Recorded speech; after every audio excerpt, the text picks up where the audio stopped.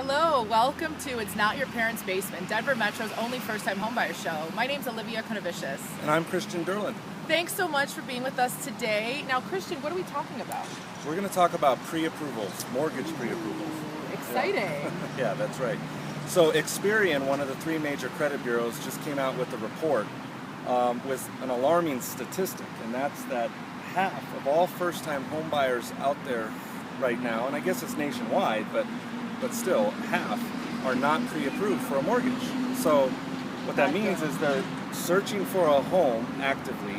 They're even getting under contract for a home, possibly, but a mortgage lender has not pre-approved them.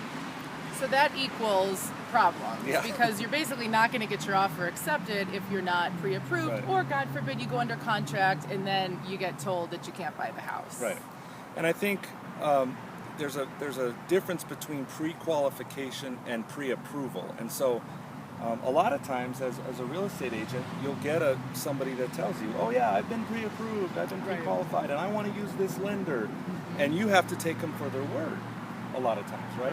But then it can create problems. But again, sometimes even the borrower or the buyer thinks that they're pre-approved and they're not. So it's very important to understand what a pre-approval entails, what it's all about, and getting pre-approved before you buy. Well, what's the big difference between a pre-qualification and a pre-approval? The biggest difference is pre-qualification, you've just verbally given your information to a loan officer or to a bank or to a lender.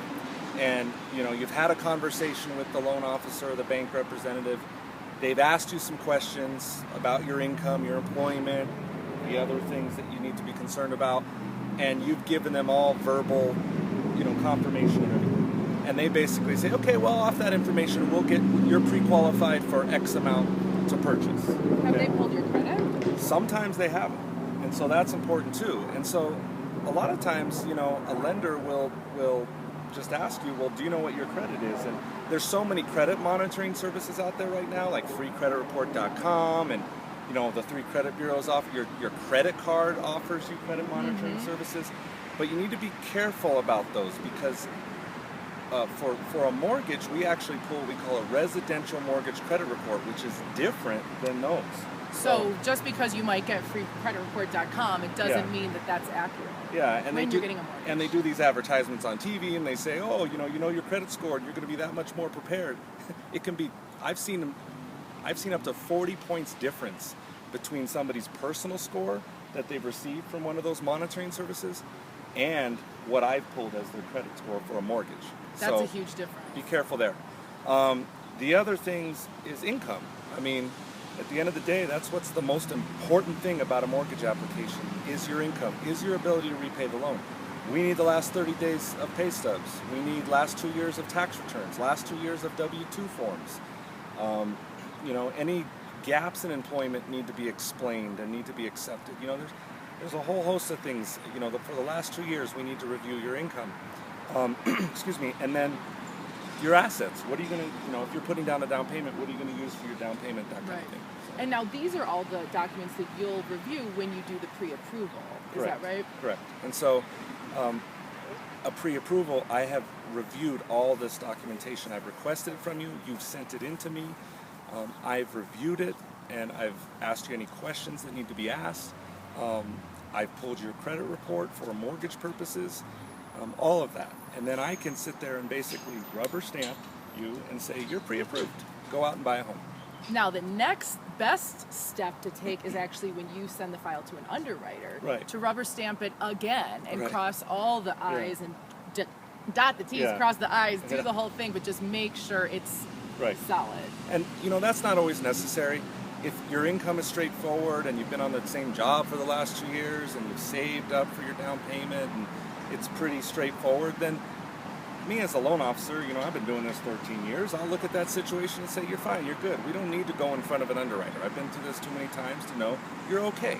But, if you're, say, self-employed or you have any other variable type of situation with your income, or you've had some job gaps in the last 2 years, or you're relocating, or you're getting a gift for your down payment, or you're liquidating retirement funds.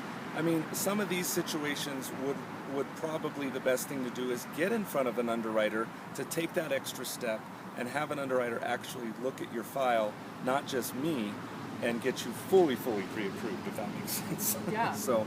Well, and what's important to know once you actually go under contract, because now your file is in front of the lender, it's in front of the underwriter. I mean, can you make deposits? Can you still have the same amount of activity, or should you tone that down? So once you're under contract, exactly, you need to tone things down. You need to be careful about money you're depositing into your bank account. Everything's going to be at anything $500 and above. Typically, we're going to ask you where that came from. So it can get pretty invasive. Don't make any major purchases. People always ask me all the time, well, I want to take advantage. The Sears has got an appliance sale, and I want to take advantage of it before we close. No. Buy that after closing. After closing, buy whatever you want. Yeah. But before, don't make any of those big purchases. So other than that, I mean, it's as long as you're working with a good loan officer, a good lender that's guiding you, you're going to be okay. But that's really what's most important. There are lenders out there that will pre-approve you just based off verbal conversations. You need to run from those lenders. I'm sorry, but if they're not asking you to review your documentation, no matter how straightforward you think it is, go to somebody that is asking for that. Because getting a mortgage is not that easy. And as much as some lenders might want to make you think it is, it's not. So work with somebody that's being cautious and reviewing these things up front. So. Well, we hope this has helped, because a lot of people do have a lot of confusion around loan applications. So feel free to share it with your friends. Feel free to leave us comments. Reach out to us, give us a call, and just remember, you never forget your first time. We'll see you next time. Thanks. Bye.